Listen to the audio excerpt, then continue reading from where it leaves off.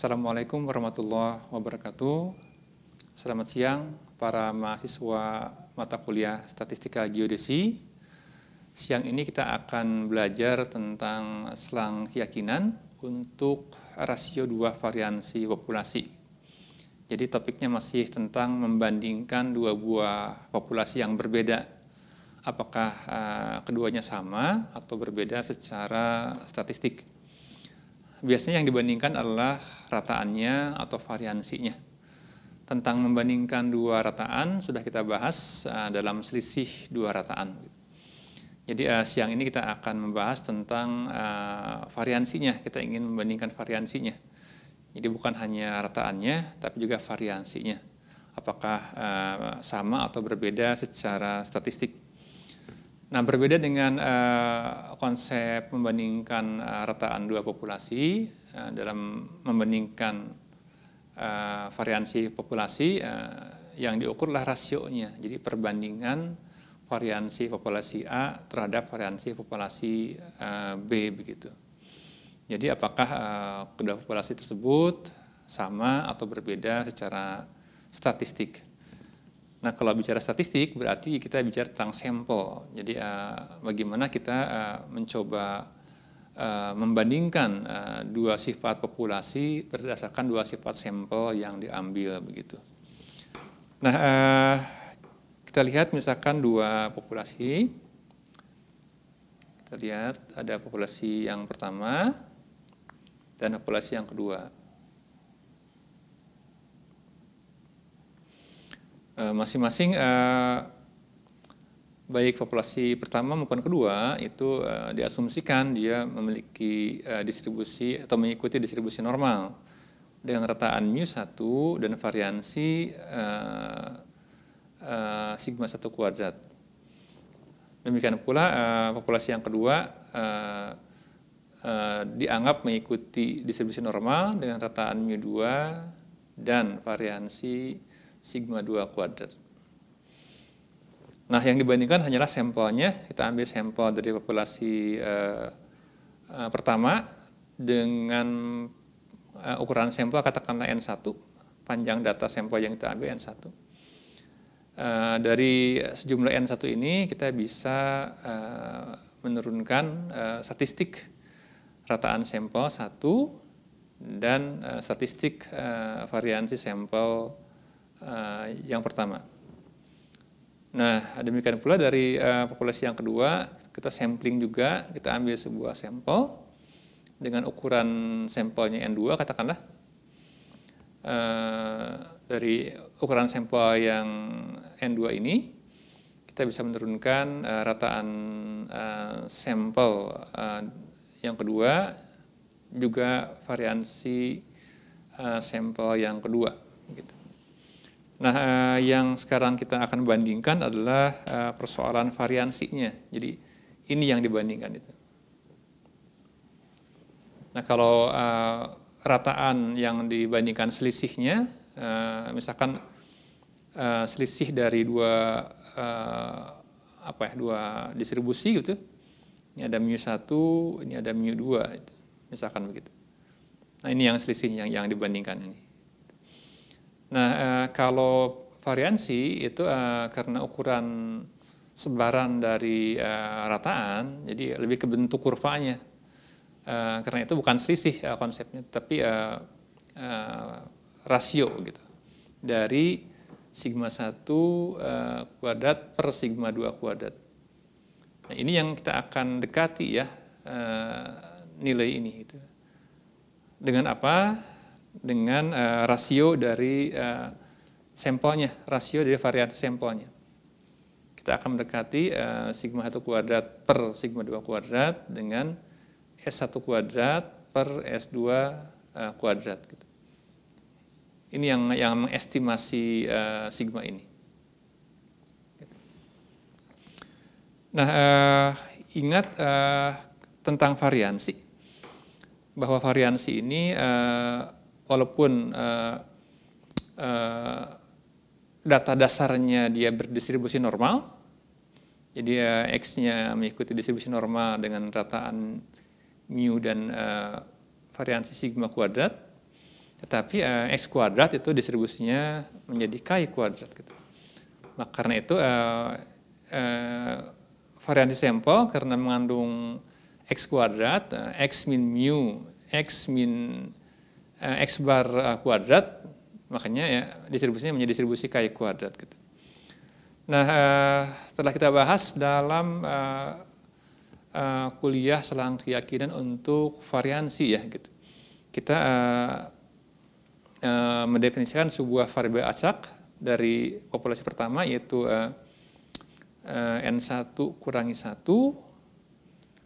kali S1 kuadrat per sigma 1 kuadrat gitu. Ingat bahwa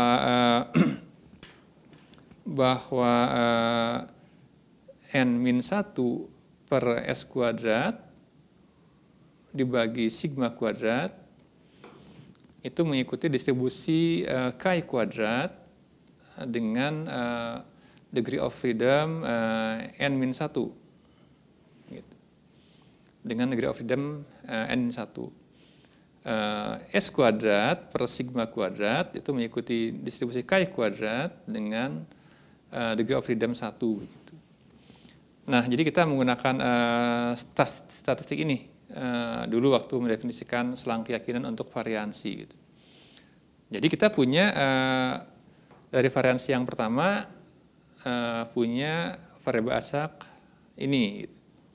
Katakanlah ini sebagai X1 kuadrat dan mengikuti distribusi K kuadrat dengan degree of freedom Nu1, di mana Nu1 adalah N1 min 1 begitu. Nah, demikian pula dari variansi yang kedua, populasi yang kedua, kita punya N2 min 1 kali S2 kuadrat variansi sampel dibagi variansi populasi yang kedua gitu. Nah, ini juga membentuk variabel acak baru, katakanlah X2 kuadrat yang mengikuti distribusi K kuadrat dengan degree of freedom Nu2, di mana Nu2 adalah N2 min 1 begitu. Itu jadi masing-masing sudah dibahas di kuliah yang pertama. Nah, sekarang berarti kita akan membandingkan variansi S1 kuadrat per S2 kuadrat gitu. Nah, ini dalam konteks perbandingan variabel acak. Jadi karena ini adalah variabel acak yang berdistribusi K kuadrat, nah demikian pula variansi kedua juga mengikuti distribusi K kuadrat, khususnya struktur ini ya, N1 min 1 kali variansi sampel dibagi variansi populasi itu adalah distribusinya K kuadrat dengan degree of freedom N min 1 gitu. Karena kalau hanya perbandingan S kuadrat per sigma kuadrat, perbandingan variansi sampel terhadap variansi populasi itu distribusinya K kuadrat dengan degree of freedom 1 gitu. Ketika ada N-1 menjadi degree of freedom-nya N-1 begitu. Nah, jadi karena kita ingin meninjau rasio ini sigma 1 kuadrat per sigma 2 kuadrat, kita ingin menguji ini, ingin mengukur rasio dua variansi populasi berdasarkan variansi sampel, kita akan mencoba membentuk sebuah variabel acak baru berdasarkan rasio dua variabel acak yang berdistribusi K kuadrat.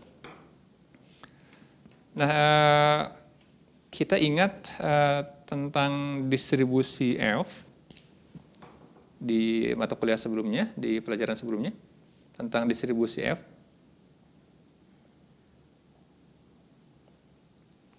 Jadi distribusi F itu atau misalkan statistik F, karena istilah statistik diturunkan dari sampel ya.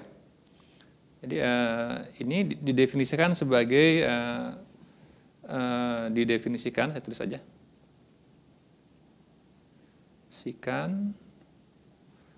Sebagai rasio dari dua variabel acak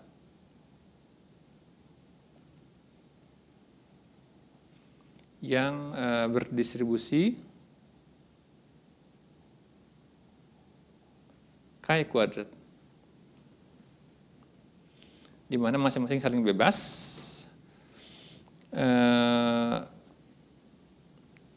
masing-masing dibagi dengan derajat kebebasannya. Seperti itu. Nah, jadi misalkan dari dua buah populasi, misalkan ya, ini yang pertama ini, yang kedua ini ada variabel acaknya adalah ada U, ini ada V, di mana variabel acak dari populasi pertama mengikuti distribusi Chi kuadrat dengan degree of freedom Nu1, dan variabel acak yang diambil dari populasi yang kedua mengikuti distribusi Chi kuadrat dengan degree of freedom Nu2. Nah, seandainya kita susun dua buah variabel acak ini dan ini, kita rasiokan begitu, U dibagi V, tapi U-nya pun dibagi dengan degree of freedom-nya, Nu1 per V, variabel acak yang kedua, V dibagi degree of freedom yang kedua, Nu2. Jadi rasio ini masing-masing adalah mengikuti Chi kuadrat, UV, tapi rasio dua variabel acak ini dibagi dengan degree of freedom masing-masing, itu membentuk sebuah variabel acak baru yang disebut sebagai variabel acak F.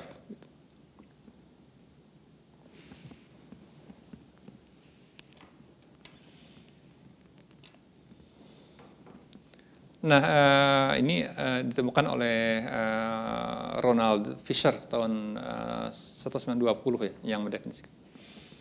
Nah, variabel acak F ini variabel acak baru ya, variabel acak baru. Ini mengikuti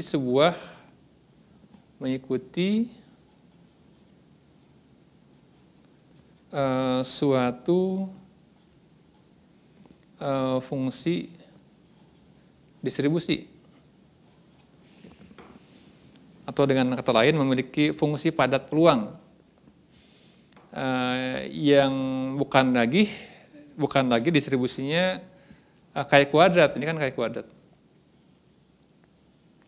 Jadi rasio dua variabel acak yang berdistribusi Chi kuadrat itu membentuk variabel acak baru yang dia bukan variabel acak Chi kuadrat, walaupun komponen rasionya adalah variabel acak yang Chi kuadrat.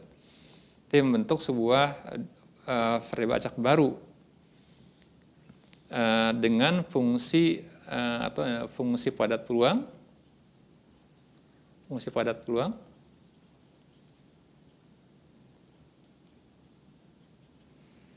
Jadi probability density function, katakanlah HF. Gitu. Tulis jadi tadi U per Nu1 dibagi V per Nu2 ngebentuk variabel acak baru F. Nah, F ini variabel acak ini mengikuti sebuah fungsi distribusi baru, yaitu fungsi distribusi f gitu. Fungsi padat peluang ini HF. Nah, HF adalah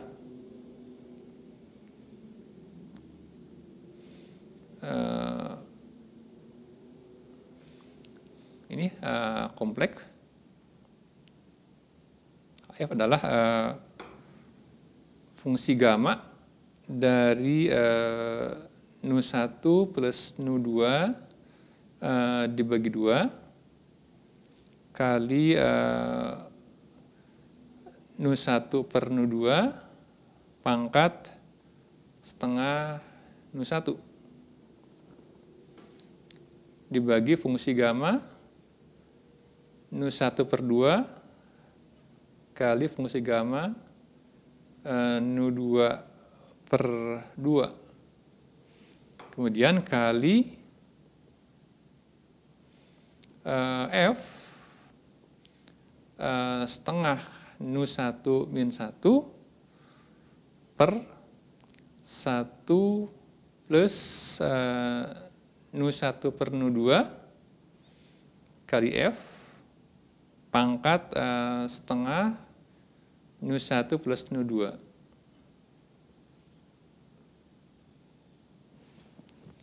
Ini untuk 0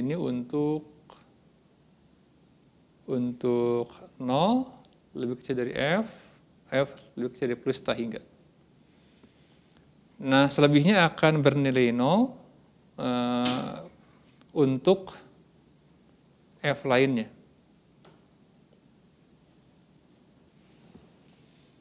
Jadi ini karakternya mirip distribusi Chi kuadrat, di mana karena dia kuadrat, dia tidak punya nilai negatif gitu. Jadi 0 sampai ke plus tak hingga. Jadi karena masing-masing komponennya adalah Chi kuadrat, jadi sifat dari distribusi Chi kuadrat juga tampak menurun ke variabel acak baru. Jadi bentukan dari dua variabel acak yang berdistribusi Chi kuadrat.